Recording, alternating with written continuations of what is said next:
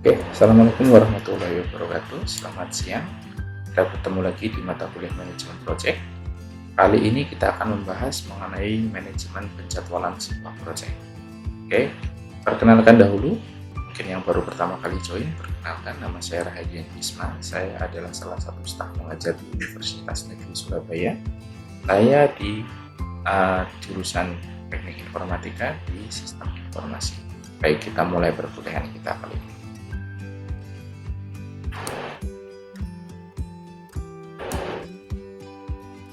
Baik, tujuan pembelajaran kita kali ini adalah kita bisa menggambarkan pentingnya sebuah penjadwalan proyek dan manajemen jadwal proyek yang baik dalam membantu kita dalam membuat sebuah proyek yang berhasil.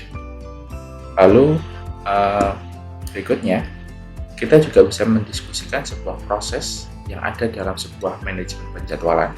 Kita juga bisa menentukan kegiatan sebagai dasar untuk menggambarkan atau mengembangkan sebuah jadwal sebuah proyek.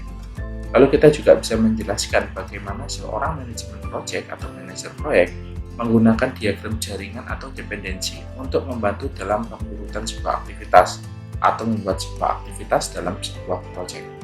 Berikutnya kita juga bisa menggunakan berbagai alat dan teknik untuk membantu seorang PM atau manajer proyek untuk melakukan perkiraan akurasi sebuah aktivitas. Kita juga bisa belajar menggunakan Gantt chart atau bagan Gantt untuk merencanakan dan melacak informasi, jadwal, dan menemukan jalur kritis untuk sebuah proyek dan menjelaskan bagaimana penjadwalan sampai kritis tadi atau yang kritis, dan teknik evaluasi dan tinjauan program atau bar mempengaruhi sebuah pengembangan jadwal. Baik, berikutnya kita bisa membandingkan bagaimana manajemen jadwal ditangani dengan sebuah pendekatan yang agile dengan atau dibandingkan dengan yang lebih preventif. Berikutnya adalah kita bisa mengetahui bagaimana pengecekan realitas dan disiplin terkait dalam mengendalikan dan mengelola perubahan pada jadwal sebuah proyek. Lalu kita juga tahu bagaimana sebuah perangkat lunak manajemen proyek dapat membantu kita atau seorang PM membuat sebuah manajemen proyek. Bagaimana kita juga dibantu dalam penggunaan aplikasi tersebut. Dan kita juga bisa mempertimbangkan lingkungan-lingkungan yang agile atau adaptif atau yang gesit. Oke. Kenapa sih penting sebuah penjadwalan sebuah proyek? Jadi, seorang PM itu seringkali menyebut dan menyelesaikan proyek itu inginnya tepat waktu sebagai salah satu tantangan terbesar mereka, karena waktu ini adalah salah satu bentuk dari capaian kesuksesan sebuah proyek. Semua seorang PM ingin waktu itu tepat, proyek itu selesai tepat waktunya, tidak ada penambahan atau pemunduran. Jadi waktu yang memiliki fleksibilitas paling sedikit itu yang paling berlaku dan tidak peduli apa yang terjadi dalam sebuah proyek. Harapannya proyek itu tepat sesuai waktunya yang diharapkan. Jadi gaya kerja individu dan perbedaan budaya dapat menyebabkan sebuah konflik jadwal. Kita ketahui ketika sebuah proyek itu akan banyak melibatkan sebuah individu, ada melibatkan juga budaya-budaya kerja, budaya-budaya individu mungkin dibawa dari daerah asal atau terbiasa bagaimana cara mereka bekerja, dan itu ketika digabungkan di dalam sebuah tim bisa jadi itu akan mengakibatkan sebuah konflik, terutama konflik pada jadwal. Budaya berbeda dan bahkan seluruh negara memiliki sikap yang berbeda tentang jadwal. Kita tahu Indonesia, mungkin orang Indonesia aja kita mulai jam 8, tapi bisa jadi di daerah Papua mungkin baru mereka memulainya agak siang.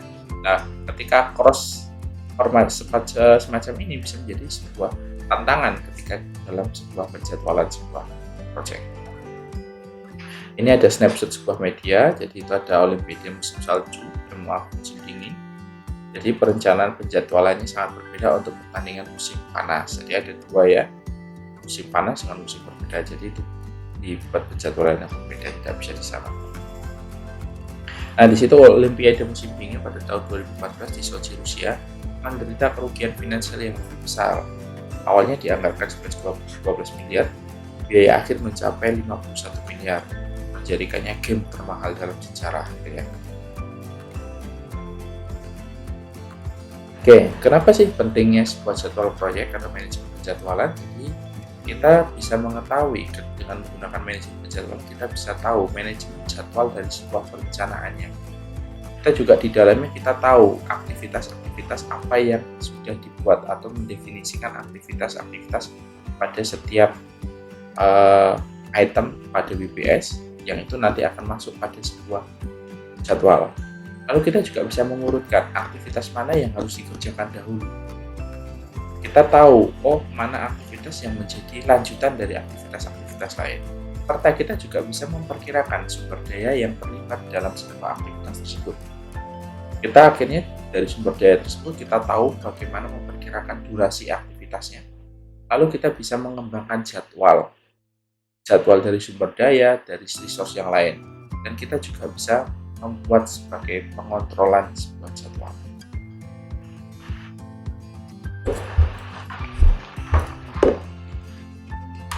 Oke. Ya, di sini ada manajemen perencanaan jadwal, jadi ada elemen-elemennya. Elemen rencana manajemen jadwal yaitu adalah bagaimana kita mengembangkan model jadwal proyek, ada metodologi penjadwalan, ada tingkat akurasi dan satuan ukuran, serta ada ambang kontrol. Lalu ada aturan pengukuran kinerja, serta format pelaporan dan deskripsi proses dari tiap aktivitasnya. Oke. Nah, yang pertama, kita harus bisa mendefinisikan aktivitas sebelum kita membuat sebuah jadwal. Jadi, mendefinisikan kegiatan, melibatkan mengidentifikasikan tindakan spesifik yang akan menghasilkan sebuah kiriman proyek secara cukup rinci untuk menentukan perkiraan sumber daya dan jadwal. Jadi, kita tahu aktivitas ini atau kegiatan ini akan melibatkan apa saja, sehingga kita bisa memperkirakan butuh sumber daya apa saja dan bagaimana cara menjadwalkan sumber daya. Mungkin kita tahu ketika sumber daya yang kita miliki terbatas, mau tidak mau resource yang kita miliki itu akan terlibat di berbagai macam aktivitas, sehingga kita perlu untuk menjadwalkan bagaimana sebuah aktivitas itu digunakan di sebuah kegiatan sehingga tidak bentrok terhadap aktivitas atau kegiatan lain yang juga memerlukan sebuah sumber daya tersebut. Daftar kegiatan, tabulasi kegiatan yang akan dimasukkan ke dalam sebuah jadwal sebuah proyek. Itu ada nama aktivitasnya, pengenalnya apa, identitasnya apa, atau nomor aktivitasnya, dan deskripsi singkat mengenai aktivitasnya. Lalu di situ juga ada atribut aktivitas yang berisikan banyak informasi. Contohnya seperti apa? Pendahulunya apa? Aktivitas pendahulunya apa? Aktivitas penerusnya apa? Hubungan logiknya apa? Prospeknya dan keterlambatannya apa? Persyaratan sumber dayanya seperti apa? Misalnya sumber daya programmer A ini sudah digunakan untuk modul AB, sehingga modul C tidak bisa menggunakan ketika modul AB itu belum selesai, jadi harus mengantri. Itu kita buat sebuah penjadwalan dan jadwal yang diberlakukan, tanggal yang diberlakukan seperti apa, dan asumsi yang terkait dengan aktivitas. Jadi kita bisa menginformasikan atau melihat informasi mengenai seluruh detail aktivitas yang ada. Oke, ada juga yang dikatakan milestone. Adalah sebuah peristiwa penting yang biasanya tidak memiliki durasi. Milestone itu ditandakan seperti diamond ya, bentuk segi 4 ya, seperti ini ya, warnanya hitam. Itu biasanya tidak memiliki durasi. Apa fungsinya milestone? Milestone itu adalah titik aman, titik capaian. Atau ketika kita membangun rumah, titik capaian kita adalah membuat fondasi, itu adalah milestone atau titik keberhasilan kita. Nah, seringkali dibutuhkan beberapa aktivitas dan banyak pekerjaan untuk menyelesaikan sebuah pencapaian. Nah, pencapaiannya apa? Bisa menggali atau yang lain. Kalau membuat aplikasi bisa jadi itu membuat database, itu adalah milestone awal, atau membuat user interface adalah milestone awal. Milestone itu juga bisa kita buat banyak ya. Jadi ketika kita punya sebuah project, kita bisa pecah menjadi beberapa milestone, sehingga kita bisa ukur capaian-capaian yang pada setiap pecahan dari aktivitas tersebut. Milestone adalah alat yang berguna untuk menetapkan tujuan, jadwal, dan memantau kemajuan. Jadi dengan milestone, ketika milestone ditetapkan pada tanggal 14, tetapi kok project ini atau aktivitas ini tanggal 14 belum selesai, berarti milestone-nya itu gugur atau gagal. Sehingga kita bisa memonitor bagaimana sih keterlambatannya, capaiannya seperti apa. Nah, seperti itu. Contohnya adalah mendapatkan persetujuan pelanggan atas dokumen penting atau penyelesaian produk tertentu. Ini adalah contoh dari milestone, capaian-capaian. Di sini ada apa yang salah, what went wrong. Jadi di FBI, manajemen waktu yang buruk adalah salah satu alasan dibalik kegagalan dari semua trilogi mereka. Sistem seharusnya mengintegrasikan intelijen di dalam biro. Pada tahun 2016, Mei 2016, Badan Akuntan Pemerintah menyatakan bahwa proyek trilogi gagal pada misi intinya untuk meningkatkan kemampuan investigasi FBI terhadap dan diganggu dengan pencapaian yang terlewat dan biaya yang meningkat. Ya pasti ya, ketika capaian itu tidak sesuai pasti akan ada dampaknya. Jadi dampak itu adalah biaya. Dampak yang paling besar adalah biaya. Bisa jadi seperti itu. Nah, itu ada yang lain ya. Sentinel menggantikan trilogi pada tahun 2007. Selama latihan pengujian pada tahun 2011, Sentinel mengalami 2 pemadaman dan FBI memutuskan bahwa struktur perangkat keras saat ini tidak memadai. Pada tahun 2014, sistem masih belum berfungsi dengan baik. Ini FBI teman-teman ya. Berikutnya kita belajar mengenai sequencing activity. Jadi adalah bagaimana proses pengurutan melibatkan evaluasi, alasan dependensi dan berbagai jenis dari dependensi. Jadi sebuah aktivitas itu memiliki ketergantungan atau hubungan adalah urutan kegiatan atau tugas proyek. Jadi ada ketergantungan wajib yang sifatnya adalah pekerjaan yang dilakukan pada suatu proyek, terkadang disebut sebagai logik keras. Jadi wajib diselesaikan dulu. Ada yang disebut dependensi diskresional, ditentukan oleh tim proyek, terkadang disebut sebagai logika lunak, bisa dikalahkan ya, dan harus digunakan dengan hati-hati karena dapat membatasi opsi penjadwalan nantinya. Berikutnya adalah ketergantungan eksternal, melibatkan hubungan antar proyek dan kegiatan yang non-proyek. Ini adalah sequencing dari activity.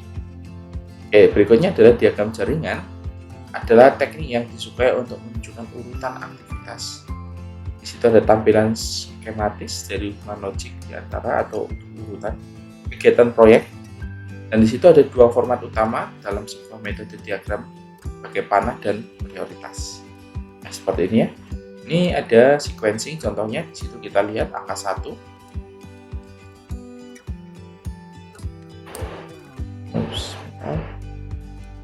Nah, di sini teman-teman kita bisa lihat ini ada angka 1 untuk menuju ke 2. Lihat arah panahnya berarti adalah arusnya. Di sini ada bisa jadi ini A sama dengan 1, B sama dengan 2, C sama dengan 3. Ini bisa jadi adalah activity atau durasinya. Jadi untuk menuju 2 itu activity-nya ada durasinya adalah 1, 2 dan 3 seperti itu. Dan untuk menjadi 2, 3 untuk menuju ke 5. Ini kalau 2 ke 5 ini 4, kalau 3 ke 5 ini 5. Nah, ini kita bisa lihat. Sehingga kita bisa tahu nanti jarak yang tercepat mana. Ini akan kelihatan text analisis. Yang penting kita tahu dari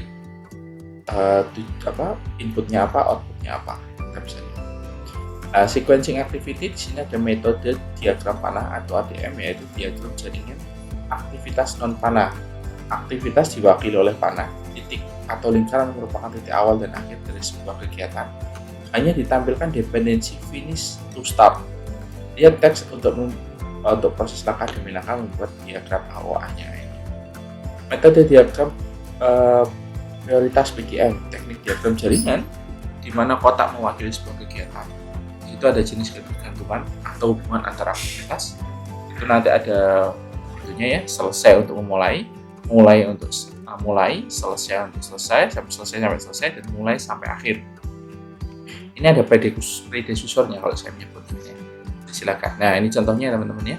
Jadi ini finish to start, selesai untuk memulai. Jadi gambarnya seperti ini. Ini diagram PDM. Ketika aktivitas A selesai, baru kita bisa memulai aktivitas B. Tapi kalau start to start, aktivitas A mulai, berarti aktivitas B juga akan dimulai. Finish to finish, ketika aktivitas A selesai, berarti aktivitas B itu juga harus selesai. Kalau start to finish, berarti di sini ya, aktivitas A itu mau mulai, berarti aktivitas B harus selesai. Atau task B cannot finish, tidak bisa finish sampai A dimulai. Paham ya? Mudah sekali sebenarnya dipahami. Baik, ini adalah contohnya aktivitas start to finish, finish to start ya ini ya. Ini juga ada ke sini. Ini siapa tahu ini gambarnya seperti ini ya. Nah, ini ada gambar. Ini bisa kelihatan. Ini adalah diagram PDM. Nah, di sini kita berikutnya adalah memperkirakan durasi sebuah aktivitas. Jadi, durasi mencakup jumlah waktu aktual yang dikerjakan pada sebuah aktivitas ditambah waktu yang telah berlalu. Upaya adalah jumlah hari kerja atau jam kerja yang diperlukan untuk menyelesaikan tugas dan biasanya tidak sama dengan sebuah durasi. Bisa jadi upaya itu bisa jadi kita hanya tulis 8 jam atau 12 jam atau bisa jadi hanya 3 jam, karena ini di sini adalah kita lebih detail, lebih baik. Jadi sebisa mungkin kita memanfaatkan aktivitas, tidak harus kita katakan 1 hari. Kita bisa katakan ketika membuat program atau membuat halaman rutin bisa jadi hanya membuat 3 jam, sehingga programmer kita bisa manfaatkan sisa waktu bekerjanya 5 jam yang lain untuk membuat sebuah aktivitas yang lain. Berikutnya, orang yang melakukan pekerjaan harus membantu membuat perkiraan. Nah, ini kita harus membantu seorang ahli untuk memeriksa sebuah durasi activity. Bisa jadi ketika expert menyatakan, dalam melakukan audit harus dilakukan dalam waktu 1,5 hari paling lama. Tapi ketika orang yang tidak punya kompetensi bisa jadi melakukannya 3 hari. Sehingga hal tersebut harus dievaluasi. Berarti aktivitas-aktivitas seperti ini yang harus dilakukan, yang harus melakukannya adalah seorang expert, tidak bisa orang yang belum pernah melakukan. Dampaknya apa? Dampaknya waktu yang akan molor dan biaya akan meningkat. Perkiraan 3 poin adalah perkiraan yang mencakup perkiraan optimis, kemungkinan besar dan pesimis. Jadi di sini ada estimasi 3 poin ya. Diperlukan untuk simulasi PERT dan Monte Carlo. Ya, ini ada beberapa nasihat untuk seorang PM muda. Beberapa orang menganggap sebuah estimasi sebagai hal yang menantang, terutama untuk pekerjaan yang mereka lakukan sendiri. Sangat penting untuk mengembangkan keterampilan ini, jadi kita harus berlatih untuk melakukan atau membuat sebuah estimasi. Caranya gimana berlatih? Berlatih memperkirakan berapa lama Anda melakukan aktivitas yang berbeda dan kemudian melakukan pengukuran yang sebenarnya waktu yang kalian sudah lakukan. Berikutnya adalah tentukan aktivitas secara detail untuk membantu membuat perkiraan yang lebih baik. Berikutnya, jika Anda menyadari bahwa perkiraan aktivitas mungkin tidak bagus, beritahu tim Anda sesegera mungkin agar penyesuaian dapat dilakukan di awal proyek. Jadi, kalian juga ketika membuat jadwal sebagai seorang PM harus melibatkan tim member kalian. Harus berkonsultasi. Jangan seenak PM sendiri memperkirakan, membuat halaman report ini cukup setengah jam. Tidak bisa. Karena ada tingkat-tingkat kesulitan yang mungkin hanya dipahami oleh tim member Anda. Mungkin hanya ada query, ada butuh tampilan layout yang cukup susah. Ini harus ada kerjasama antara tim dan PM. Berikutnya adalah mengembangkan jadwal. Jadi kita menggunakan hasil proses manajemen waktu yang lain untuk menentukan tanggal mulai dan berakhirnya sebuah proyek. Tujuan utamanya adalah untuk membuat jadwal proyek yang realistis, yang memberikan dasar dan memantau kemajuan proyek untuk dimensi waktu proyek tertentu. Alat yang paling penting, alat dan teknik yang penting adalah Gantt chart, critical path analysis, critical change scheduling, dan PERT analysis. Gantt chart, apa Gantt chart? Gantt chart itu adalah menyediakan format standar untuk menampilkan informasi jadwal proyek dengan membuat daftar kegiatan. Jadi nanti seperti WPS ya, turunannya gambarnya seperti WPS. Kegiatan proyek dan tanggal mulai dan selesai sesuai dengan bentuk kalender. Nah, simbolnya itu ada ya, berlian tadi saya katakan itu ada milestone, bilah hitam tebal tugas atau ringkasan, batang horizontal abu-abu terang ada durasi waktunya, dan panah ketergantungan antara tugas. Ya, ini adalah contohnya. Di situ kalian bisa lihat itu ada diagram batang dan panah ya. Ada titik hitam, bilah hitam tebal nanti awal dan di itu ya. Durasi waktunya kita bisa lihat di sini durasi waktunya berapa, mungkin ini Senin sampai hari Selasa gitu ya.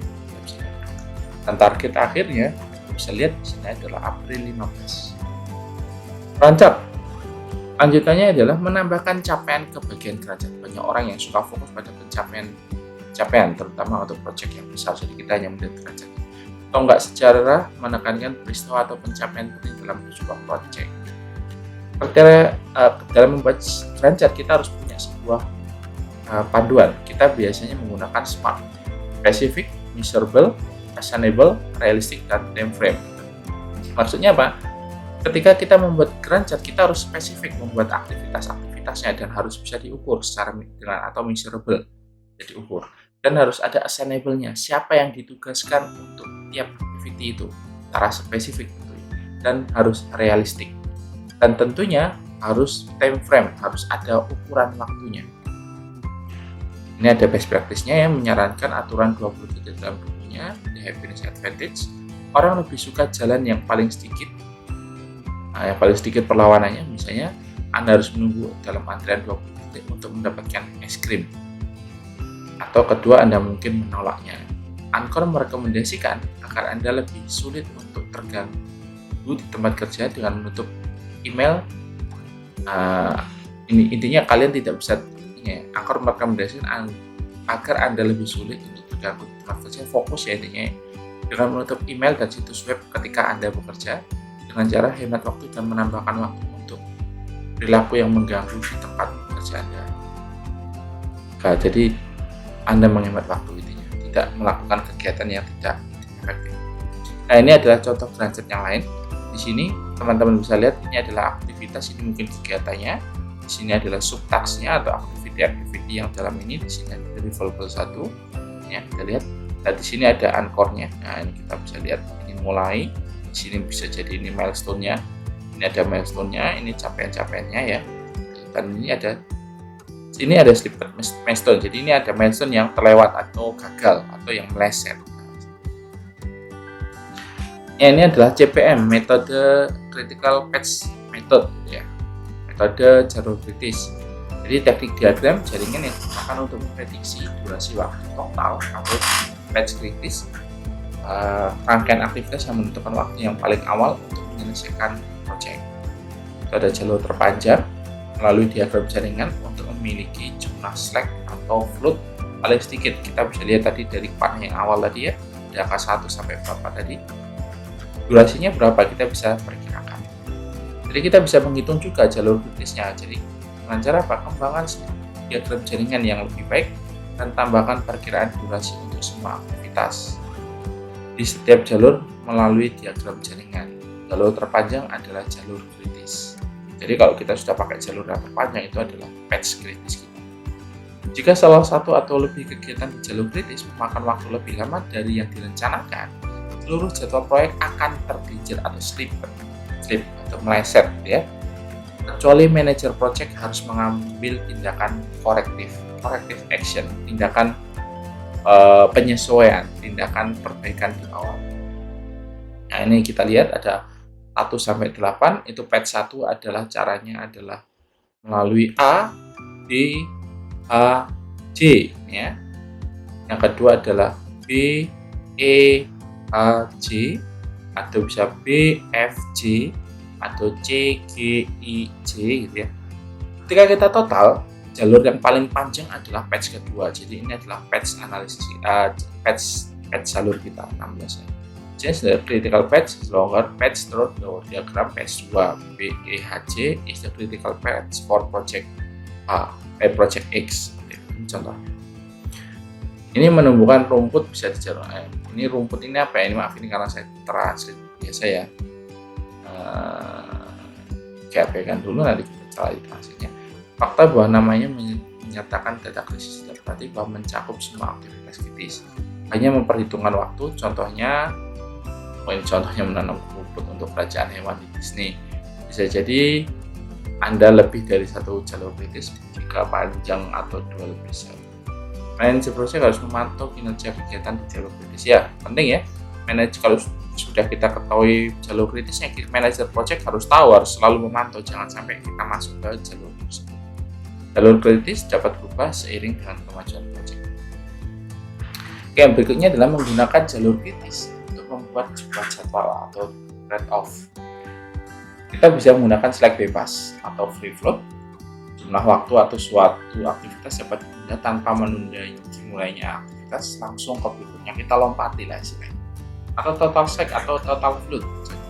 Maksudnya apa? Jumlah waktu dari suatu kegiatan mungkin tertunda di awal mulanya tanpa menunda tanggal penyelesaiannya. Jadi durasinya 7 hari, tapi mulainya harusnya Senin, tetapi kita mulainya hari Rabu, tapi selesainya tetap hari Minggu.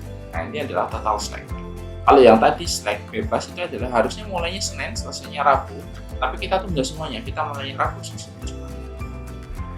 Berikutnya adalah umpan maju, menentukan tanggal mulai dan tanggal selesai awal, atau umpan mundur, menentukan tanggal mulai dan selesainya terlambat.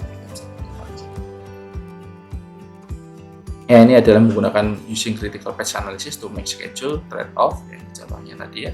Misalnya di sini adalah 0517. ES mana ES? Nah ini ES. ES itu adalah early start, ini ya, 0 ke 0, dan EF itu adalah 0 ke 5, dan LS ini adalah late startnya 0 ke 5, late finishnya 0 ke 10. Ini kita bisa lihat di sini.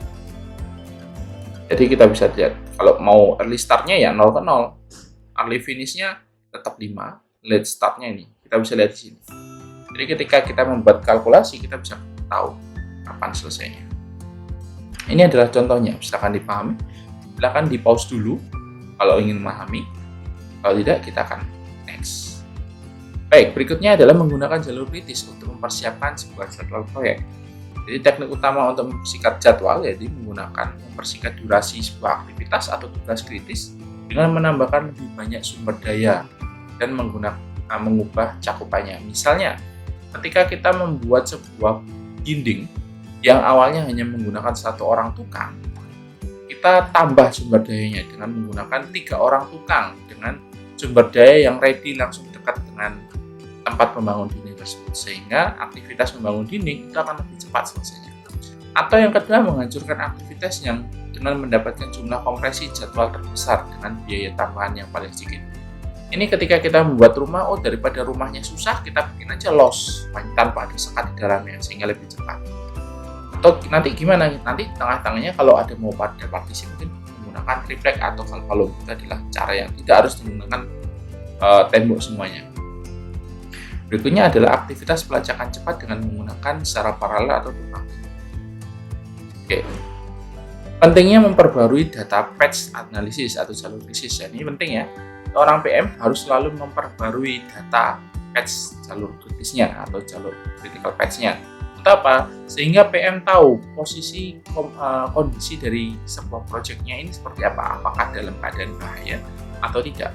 Ketika posisinya dalam keadaan bahaya, dia akan segera tahu dan harus melakukan tindakan-tindakan yang preventif atau korektif tadi. Contohnya adalah mencatat, caranya gimana?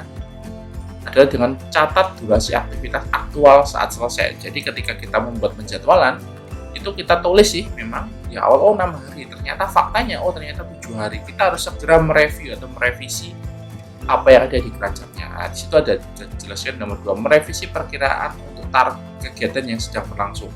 Kalau sudah satu aktivitasnya molor, berarti kita harus segera mundurkan atau seperti apa tindakannya.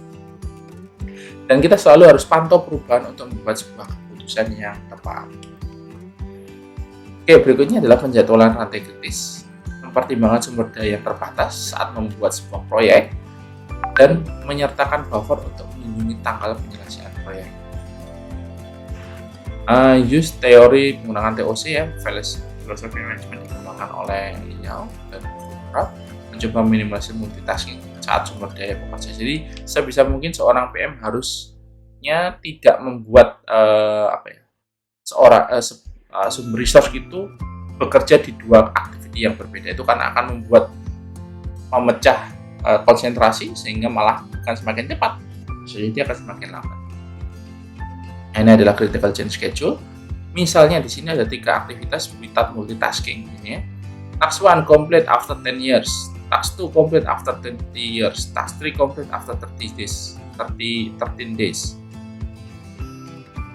Jadi ini adalah multitasking. Tetapi ketika dengan multitasking kita bisa lihat task 1, task 2, task 3, task 1, task 2, task 3. 5 day.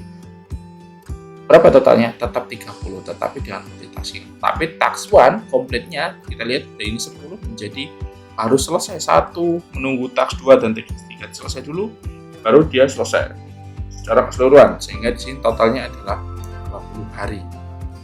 Jadi terserah seorang PM bagaimana harus menentukan.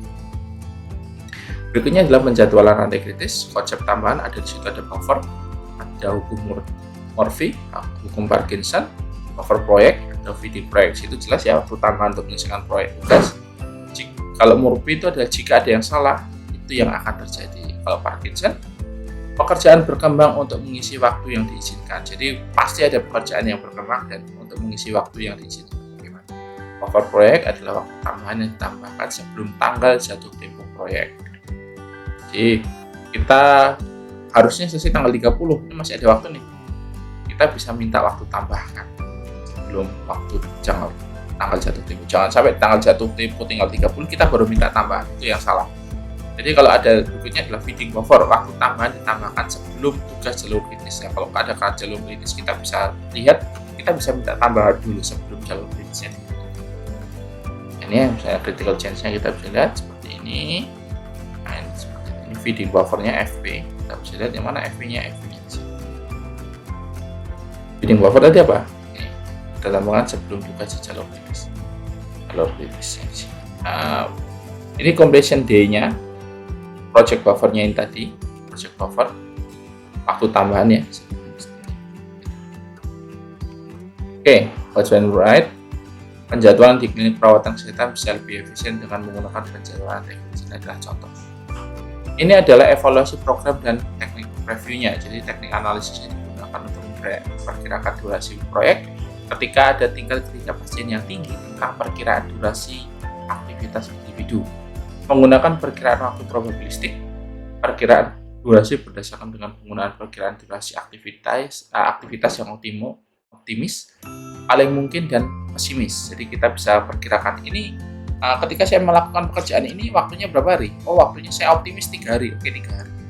Kalau yang biasa dengan tenaga yang medium, kalau tadi kan high power, kalau yang medium adalah 7 hari.